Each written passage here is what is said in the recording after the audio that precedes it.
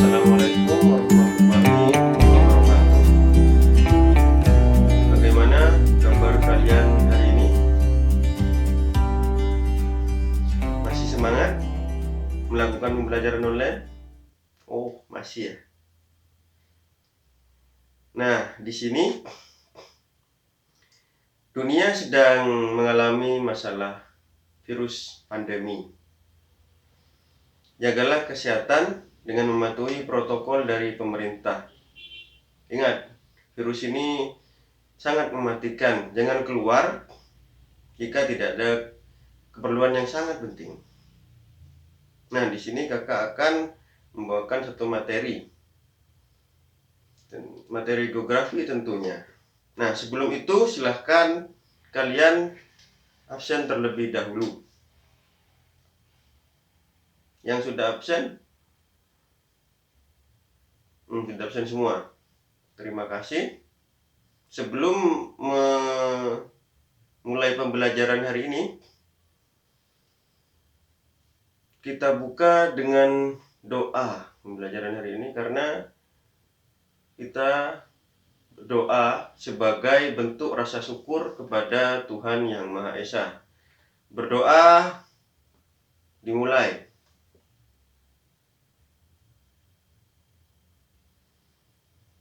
Selesai. Nah, materi kita hari ini adalah pemanfaatan flora dan fauna sebagai sumber daya alam. Nah, sebelum memulai pembelajaran hari ini, ada yang tahu apa itu flora dan fauna?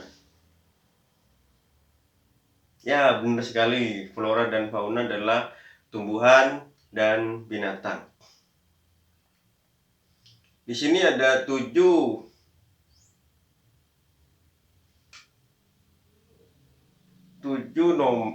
manfaat yang bisa dimanfaatkan manusia. Salah satunya sumber daya pangan. Sumber daya pangan adalah makanan yang dikonsumsi manusia.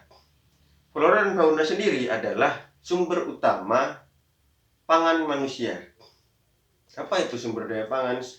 Sumber daya pangan seperti contohnya buah-buahan, beras, gandum, dan daging untuk hewan.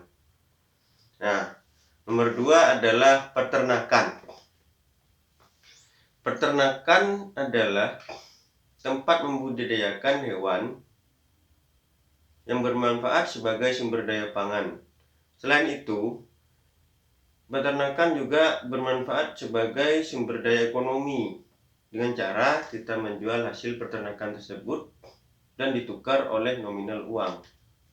Yang kedua adalah perikanan. Perikanan adalah tempat hewan-hewan yang pada umumnya hidup di air. Entah itu air laut, air payau, dan air tawar. Yang keempat ialah sumber pendapatan atau devisa.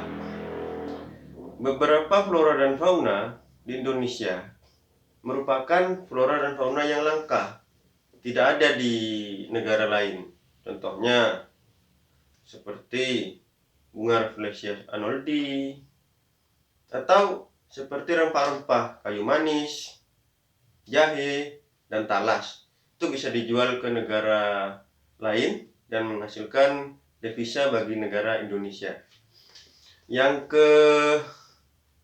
kelima ialah sebagai hiasan. Selain memiliki kebutuhan pokok dalam hidupnya, manusia juga memiliki kebutuhan sekunder dan tersier. Penyebabnya adalah manusia memiliki kegemaran terhadap benda-benda yang indah, karena manusia memiliki nafsu. Contohnya, jenis-jenis tanaman bunga, berbagai hiasan rumah, atau hewan yang diawetkan seperti rusa, tanduk rusa, tanduk kerbau, dan semuanya yang diyakini sebagai menambah keindahan dalam kehidupan manusia. Seperti contohnya juga baju juga kain dari tanaman, dari pohon kapas.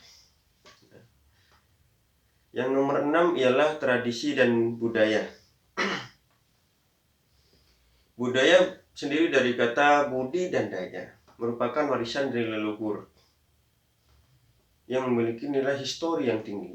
Indonesia sendiri adalah negara yang dipenuhi dengan budaya yang sangat erat. Ada Jawa, Madura, Sunda, Kalimantan, Batak. Banyak budaya yang beragam di Indonesia. Nah, flora dan fauna juga bisa dimanfaatkan sebagai tradisi dan budaya. Contohnya seperti kerapan sapi di Madura. Di situ kita menggunakan hewan sapi sebagai penggerak dari kerapan tersebut. Yang ketujuh ialah sumber energi. Sumber energi untuk manusia melakukan aktivitas sehari-hari tidak hanya sumber daya alam yang tidak dapat diperbarui dan yang dapat diperbarui. Misalnya barang tambang, minyak bumi, bahan bakar kendaraan itu tidak bisa diperbarui. Matahari, air, angin, atau lainnya yang bisa manfaatkan sebagai sumber energi, itu sumber daya energi yang tidak dapat habis atau dapat diperbarui. Yang tadi minyak itu sumber daya yang tidak dapat diperbarui atau dapat habis. Selain itu, flora dan fauna juga bisa digunakan sebagai sumber energi. Contohnya seperti kerbau untuk membajak sawah, seperti kotoran sapi untuk biogas. Nah, seperti kotoran-kotoran hewan yang bisa digunakan sebagai pupuk atau sebagai biogas tadi sebagai bahan bakar alternatif. Nah, berikut yang bisa kakak jelaskan sumber daya alam, flora dan fauna yang dapat dimanfaatkan manusia. Apakah kalian sudah mengerti yang kakak jelaskan hari ini? Nah, jika ada yang belum paham, silahkan bertanya kepada kakak, maka akan kakak jawab dengan senang hati tentunya. Ya, silakan. Ada yang bertanya? Ya, Doni. Apa beda perikanan dan peternakan? Nah, beda perikanan dan peternakan adalah hewan atau apa yang dibudidayakan. Nah, peternakan membudidayakan hewan yang hidup di darat, perikanan membudidayakan hewan yang hidup di air. Itu perbedaan yang sangat signifikan dari peternakan dan perikanan. Nah, tidak ada yang bertanya lagi? Kalau begitu, akan Bapak tutup pembelajaran hari ini. Semoga kalian lebih semangat melakukan pembelajaran online ini. Tetap sabar bila banyak tugas. Tetap jaga kesehatan. Sekian dari kakak. Assalamualaikum warahmatullahi wabarakatuh.